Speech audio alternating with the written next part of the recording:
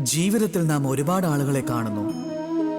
നിങ്ങളും അങ്ങനെ ഒരുപാട് ആളുകളെ കണ്ടു കാണും. ജീവിതത്തിൽ സ്വയം ഒന്നും നേടിയില്ല എന്ന് ചിന്തിക്കുന്നവരെ. അങ്ങനെയുള്ള ആളുകൾ അവർ സ്വയം സ്വീകരിച്ചു കഴിഞ്ഞതാണ് ഈ ജീവിതത്തിൽ അവരെ കൊണ്ട് ഒരു കാര്യവും നടക്കില്ല എന്ന്, അവർക്കൊന്നും ചെയ്യാൻ സാധിക്കില്ല എന്ന്, ഒന്നിനും അവർ യോഗ്യരല്ല എന്ന്. പക്ഷെ അങ്ങനെയല്ല. ഈ ലോകത്തിൽ യോഗ്യതയില്ലാത്തവരായി ആരും തന്നെ ഉണ്ടാകില്ല. ഒരു മന്ത്രത്തിന്റെ ഭാഗമാകാത്ത ഒരക്ഷരവും ഉണ്ടായിരിക്കുകയില്ല.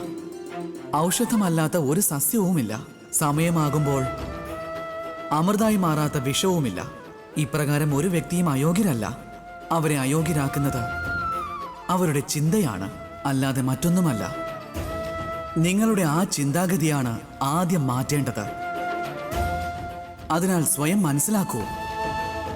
ജീവൻ നഷ്ടപ്പെട്ടാൽ നിങ്ങൾ എന്താകുമെന്ന് സ്വന്തം ഉപബോധ മനസ്സിനെ മനസ്സിലാക്കൂ.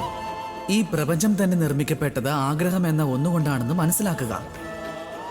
ഈ ലോകത്ത് നിരാശയോ പ്രത്യാശയോ പിന്നെ പരാജയമോ അങ്ങനെ ഒരു ഭാവത്തിനും സ്ഥാനമില്ല. രാധേ രാധേ.